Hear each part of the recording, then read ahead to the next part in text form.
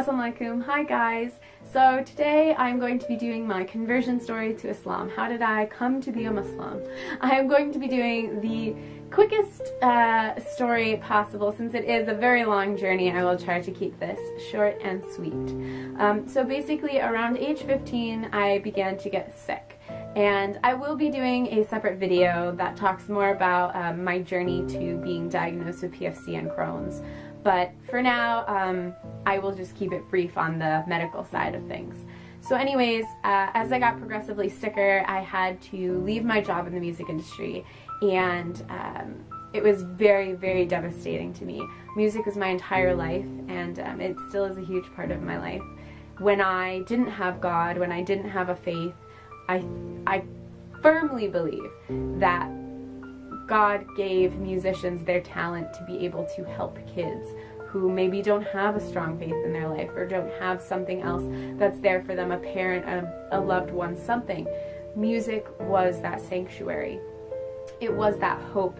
Those lyrics rang true to me. So ever since I was young, I knew I wanted to work in the music industry, and I worked my butt off to get to where I was. And I was doing some incredible tours, and I was having the time of my life, and I met incredible people, and one of which really stood by me during these tough times. We both had anxiety issues, and we would kind of help one another cope with our anxiety while we were on tour. So when I was on my last tour with this friend of mine, I pretty much knew that that was the end, that I wasn't going to get the opportunity to tour after that ever again. And that was devastating. I don't even have the words to explain to you what that feels like. And so he really helped me through being sick on tour, and you know, being anxious about being so far from home and my family and being so sick. He was there and really helped talk me out of panic attacks and things like that. So I am eternally grateful for that. And likewise, I did my best to help him through his triggers and different anxious scenarios. So moving forward, when I got back home, I started going to different doctors, and nobody could figure out what was going on with me. And during this time, my mom was an incredible support, but also my best friend, Kristen. She was there for me, and she was the only other person outside of my friend from tour that could really reach me and talk to me when I was having an anxiety attack. Any of you guys who have anxiety issues know that when somebody comes to you during an anxiety attack and says, "Oh, it's gonna be okay, calm down," you can't just shut it off. It doesn't work that way. So it's rare to find a person that gets you and gets your pattern of thinking and can get you out of your sort of anxiety spiral that you're going through. So she was there for me through thick and thin, through all the procedures I went through. And then she met her husband, and you know, mashallah, he's a great man, and they were so cute together. But when they did meet, I was still very, very sick, and she fell in love very quickly, and they got married very quickly as well. And she moved down to South Carolina. And for those of you who don't know, I live up in New York, so that's quite the hike. So as she left, that really left me feeling very alone, because previous to that, my friend from the music industry had passed away. He had died in a motorcycle accident, and it left me feeling like I was in this anxiety bubble all by myself. Nobody could get me out of those anxiety spirals that I would start going down. And just as I lost these two people in my life, I had to go in for the biggest procedure that I had ever endured. And it was the scariest moment of my life. I sat in my hospital bed.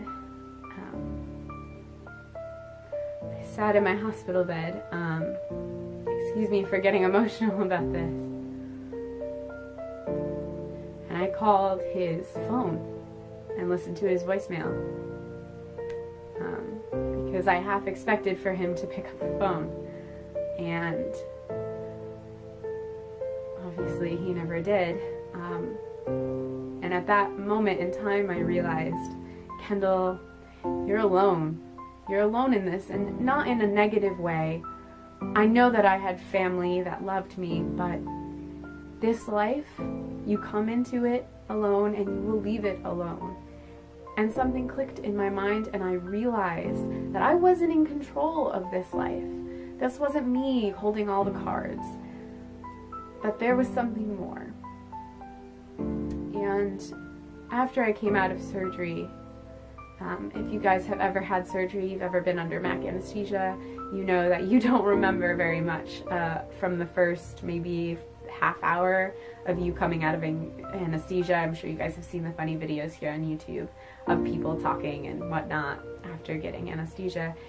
And a couple weeks later after my surgery, my father came to me and he said, "I think I should tell you what you told me when you came out of anesthesia." And I said, "What? Please don't let it be something embarrassing, or, you know, something he didn't know that I might have done when I was younger or something."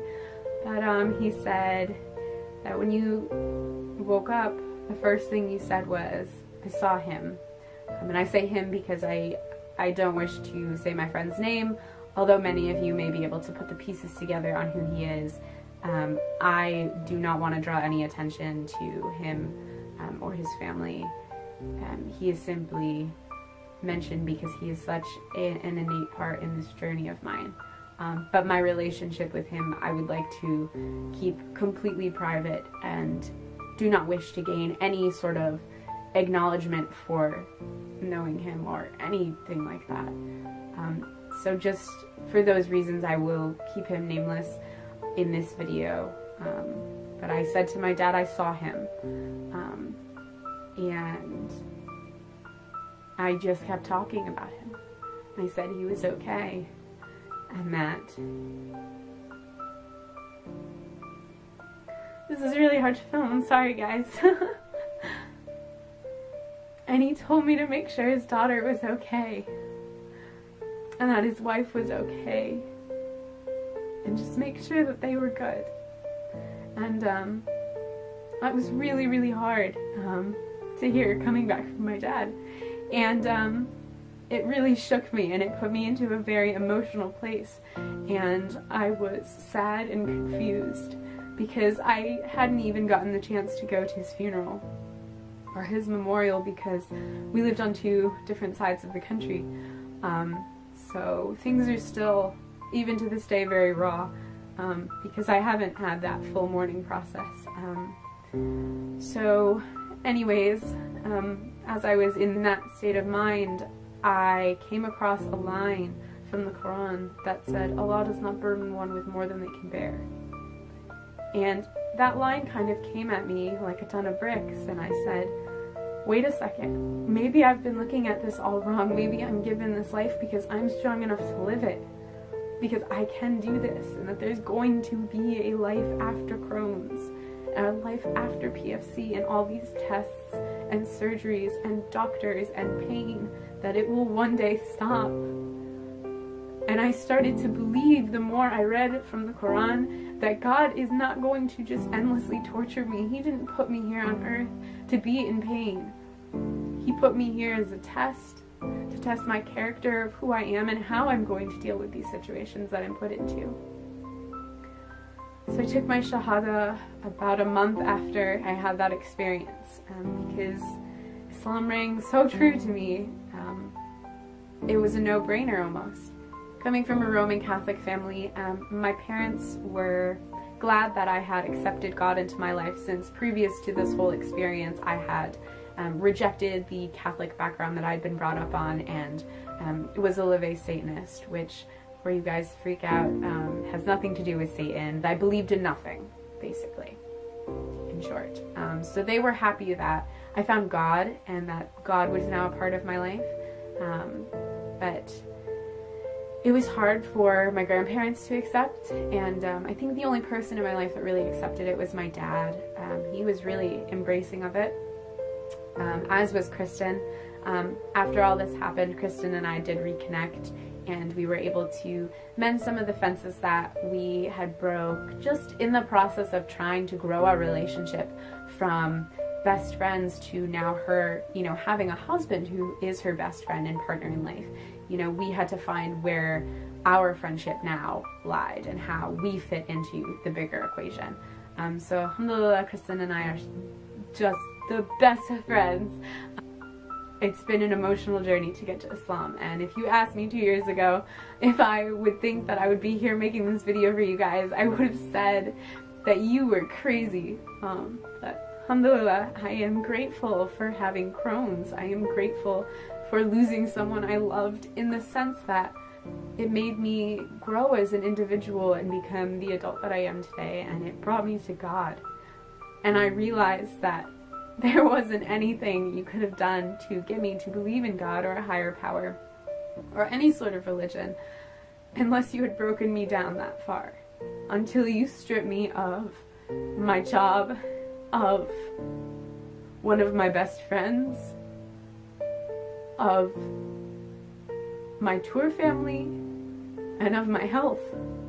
Until all of that was stripped away, I couldn't have seen this.